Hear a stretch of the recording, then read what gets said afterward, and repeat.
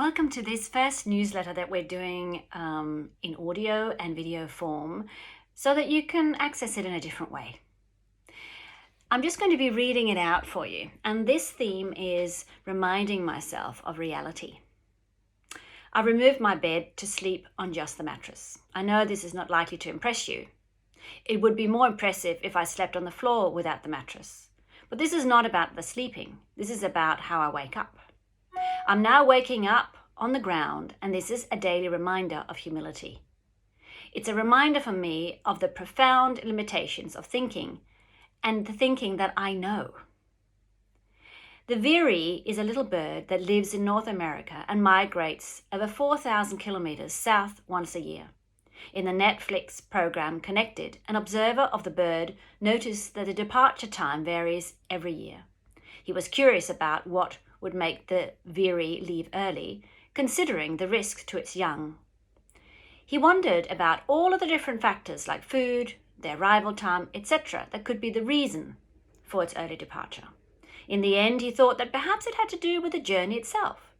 He then mapped the departure time with the intensity of the hurricanes each year and found a correlation.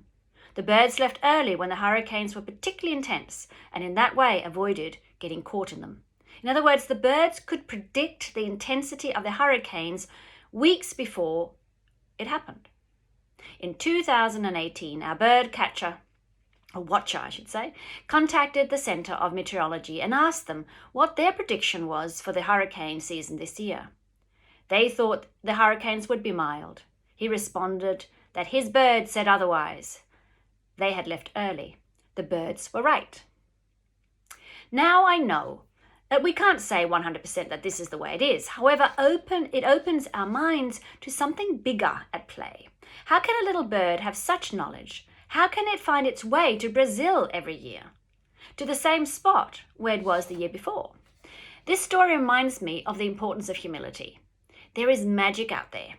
There is amazement beyond comprehension. You might still ask, why does this matter? Well, for one, we step off the endless wheel of next, and believing that once this and that area is in order, then I'll be happy.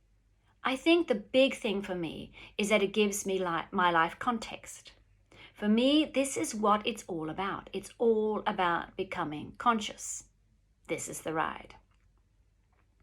So what keeps us small? A Danish poet named Trille described habit as a little grey tyrant that easily dominates the way we function. It's more than that. We perceive through the lens of our past, of the input that was put in. We perceive through this little grey tyrant most of the time. This input is made up of mental habits and restrictions. In effect, these little grey tyrants obscure reality, leaving us in a fantasy land of limited understanding. The word Buddha means awake. Awake is when we realize that our thoughts and feelings are disguising reality. They are blocking the experience of awe, of oneness, of wisdom. Waking up is being shaken out of preoccupation with that which is ultimately hollow, empty, and insubstantial. In waking up, the body and the mind fall away, and we are left with nothing and everything, the only consistent reality. We don't just wake up to knowing that there is consciousness. We wake up to realizing that that's all there really is. This is also called non-dual awareness. We are no longer separate from anything. Life arises like a massive heartbeat, moment by moment. This is what humility and a little statue of the Buddha reminds me of. There are, of course, other gateways to this experience. There's meditations. There's spending time in nature.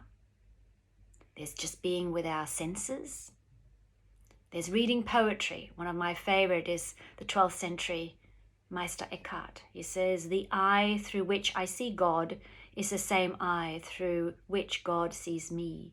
My eye and God's eye are one eye, one seeing, one knowing, one love." Or God's divinity comes of my humility. And our current Meister Eckhart, our current Eckhart Tolle, says all the things that truly matter, beauty, love, creativity, joy, and inner peace, arise from beyond the mind. And then you can also explore the Zen koans. They are little riddles that are designed to bring us to see the limitations of our understanding and bring us to ultimate wisdom and insight. And here's one to chew on, and you can find a link to how to kind of work on it on the blog, I think it is, in the newsletter. And this is the koan: the coin lost in the river is found in the river. So with that, I leave you. I hope you felt a little bit inspired to get into one of these practices. Till next time.